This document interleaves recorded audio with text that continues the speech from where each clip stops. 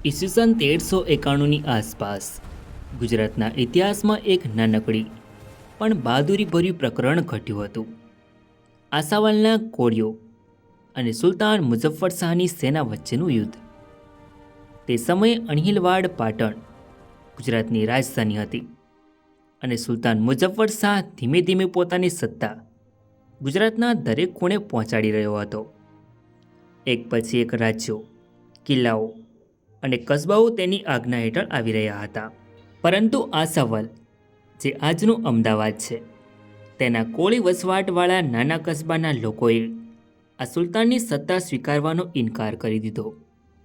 આસાવલના કોળીઓ ખેતી કરતા, પશુપાલન કરતા અને પોતાની જમીન પર સ્વતંત્ર રીતે જીવતા હતા.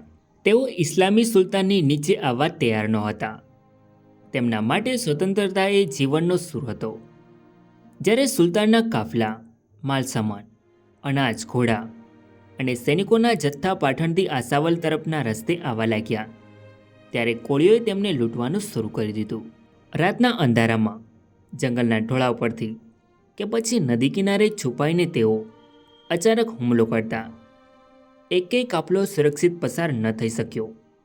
સુલતાનના અધિકારીઓએ ફરિયાદ કરી. મુઝફ્ફર શાહને આ વાત સાંભળીને ગુસ્સો આવ્યો. તેણે પોતાના વિશ્વાસુ સેનાપતિ અહમદ ખાનને બોલાવ્યો અને આસાવલના આ કોળીઓને ઠેકાણે લાવવા કહ્યું. અહમદ ખાને મોટી સેના તૈયાર કરી. હજારો ઘોડેસવાર, પાયદળના જવાનો, તીરંદાજ અને ભારે હથિયારો સાથે તે પાટણથી નીકળ્યો. રસ્તામાં તેણે ખાન સરોવર પાસે છાવણી નાખી.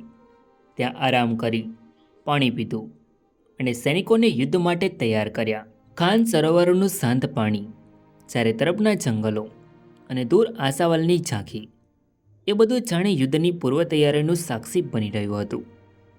બીજી તરફ આસાવલના કોળીઓને ખબર પડી ગઈ કે સુલતાનની મોટી સેના આવી રહી છે.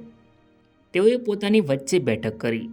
તેમની પાસે તલવારો અને હાથી ઘોડા ન હતા, પરંતુ જંગલો, નદીઓ અને ઢોળાવોનું જ્ઞાન હતું. તેમણે કોરિલા યુદ્ધ લડવાનું નક્કી કર્યું.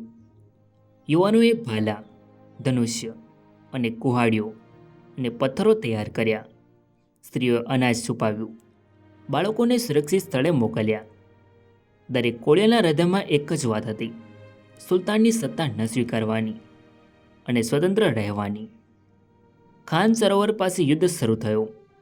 અહમદ ખાનની સેના એક સાથે આગળ વધી. ઘોડેસવારો, તલવારોની ચમક, ઢોલનો અવાજ, બધું જ ધરતીને કંપાવી રહ્યું હતું. પરંતુ કોળીઓ અચાનક જંગલમાંથી નીકળ્યા. એક જૂથે પાછળથી તીર છોડ્યા, તો બીજાએ ઢોળાવ પરથી પથ્થરો વરસાવ્યા, તો કેટલાકે કુહાડીઓ ફેંકી. અહમદ ખાનની સેના ગભરાઈ ગઈ. તેઓ દુશ્મનને જોઈ ન શક્યા, પણ કોળીઓ તેમને જોઈ રહ્યા હતા. થોડી વાર માટે તો સુલતાનની સેનામાં ભાગદોડ મચી ગઈ. પરંતુ કોળીઓની સંખ્યા ઓછી હતી. તેમની પાસે ભારે હથિયારો ન હતા. અહમદ ખાને પોતાની સેનાને ફરી ગોઠવી. તેણે ચારે તરફથી ઘેરો ઘાલ્યો. કોળીઓએ છેલ્લે સુધી લડત આપી. તેમણે પોતાનું સંપૂર્ણ જોર, જાન અને જુસ્સો યુદ્ધમાં ખર્ચી નાખ્યો. આ યુદ્ધમાં ઘણા કોળી યોદ્ધાઓ ખાન સરોવરના કિનારે વીરગતિ પામ્યા. અંતે સુલતાનની મોટી સંખ્યાની સેના અને શસ્ત્રોની તાકાત સામે કોળીઓ યુદ્ધ હારી ગયા.